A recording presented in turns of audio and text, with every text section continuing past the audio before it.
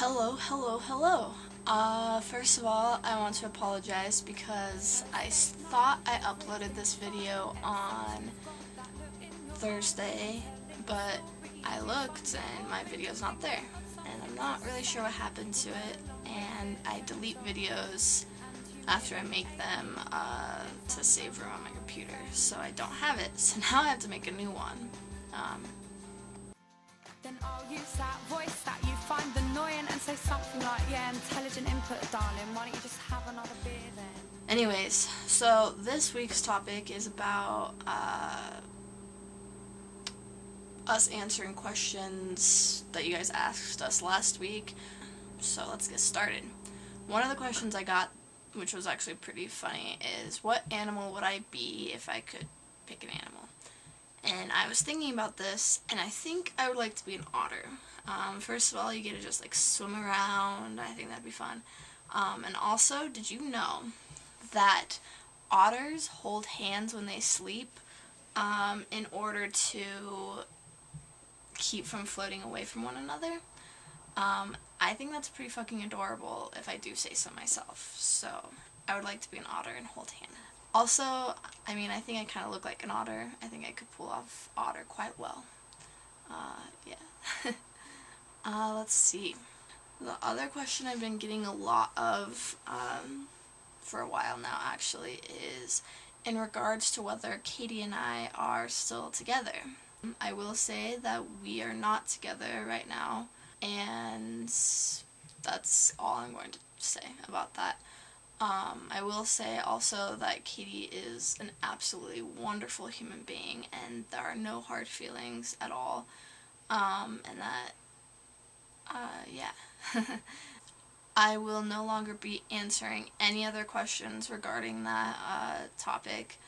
Like I said, sometimes things just happen, and two people just don't work out, and that's all there is to it, really. We also got a question in regards to thinking one might be homosexual, or not homosexual, bisexual, and but not really wanting to act on it or whatever.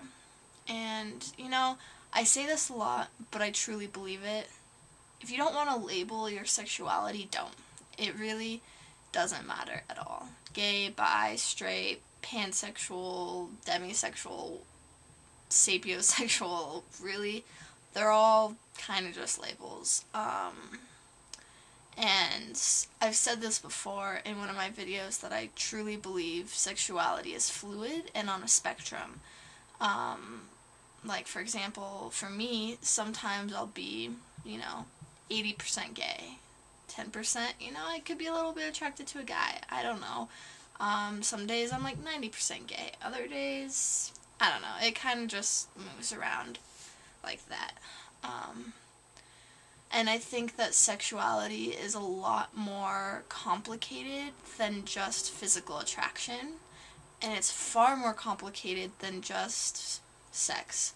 I was having this conversation with somebody the other day about how loving someone really has nothing to do with sex at all. So the idea or the word homosexuality or bisexuality or heterosexuality, they're all kind of misnomers, because who you decide to be with and who you fall in love with, really, it very rarely has anything to do with the actual sexual relationship. And a lot more